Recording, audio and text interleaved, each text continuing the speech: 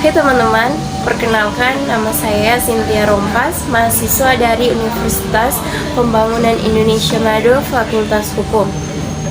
Untuk memenuhi ujian akhir semester mata kuliah Hukum Jaminan, di sini saya memaparkan kajian tentang hukum jaminan.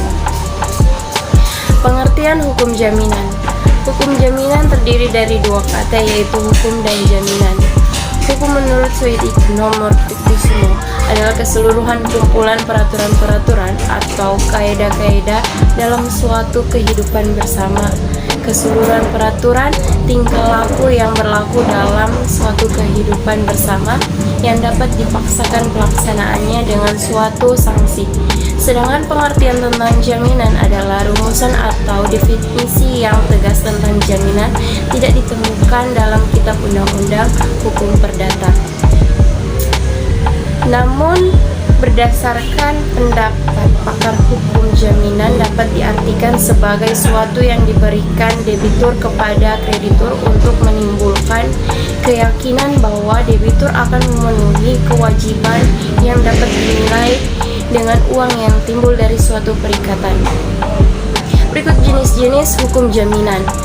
Jenis hukum jaminan terbagi dua, yaitu satu, jaminan umum, jaminan yang lahir karena ditentukan oleh undang-undang. Kedua, jaminan khusus, jaminan yang lahir karena perjanjian.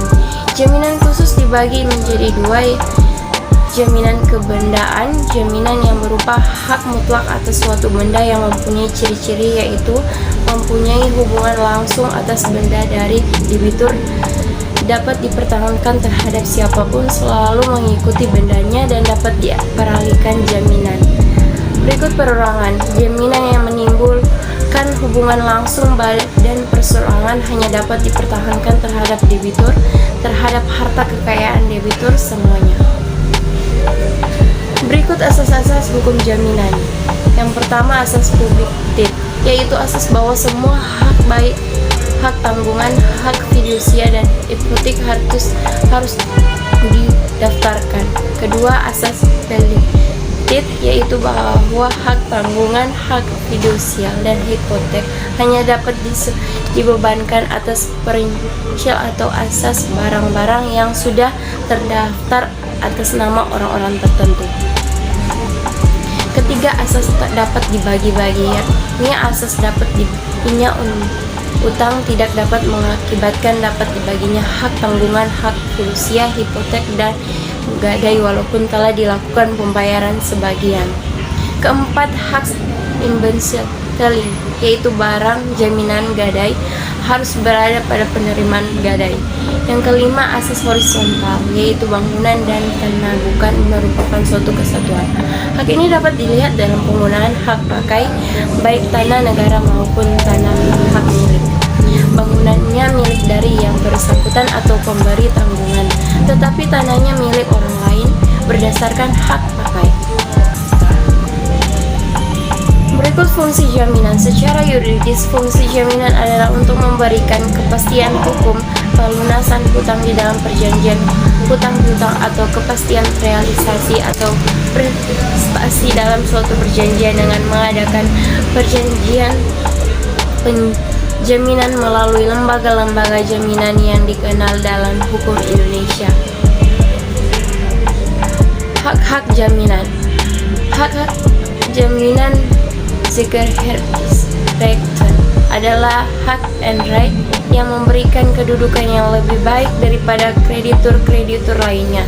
Maksud kedudukan lebih baik adalah lebih baik di dalam usahanya mendapatkan pemenuhan atau pelunasan piutangnya dibanding dengan kreditur lain yang tidak mempunyai hak jaminan. Dengan kata lain, pemenuhan piutangnya lebih terjamin, tetapi bukan berarti pasti terjamin. Berikut pengaturan mengenai hukum jaminan. Meskipun dalam undang-undang tidak tertulis pengertian tentang hukum jaminan, namun dalam KUHP Perdata dapat ditemukan undang-undang yang mengatur tentang jaminan secara umum. yaitu pasal 131 dan pasal 1132 KUH Perdata. Dalam 1131 KUH Perdata disebutkan segala barang-barang bergerak dan tak bergerak milik debitur, baik yang sudah ada maupun yang akan ada, menjadi jaminan untuk perikatan-perikatan perorangan debitur itu. Dengan demikian, menurut pasal ini, segala harta kekayaan seseorang otomatis menjadi jaminan atas utang yang telah dibuat. Demikian presentasi singkat saya. Melalui video ini, saya mau mengajak teman-teman untuk dapat bergabung bersama kami di Universitas Pembangunan Indonesia Manado. Kenapa harus di Universitas Pembangunan Indonesia Manado? Karena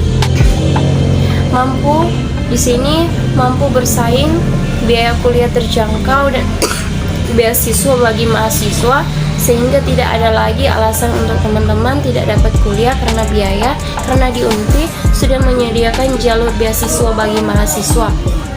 Berikut kesempatan berkarir di luar negeri bagi alumni, tenaga pendidik yang berkualitas, lokasi kampus yang strategis dan terletak di kota Manado. Ayo bergabung bersama kami di Universitas Pembangunan Indonesia Manado. Terima kasih.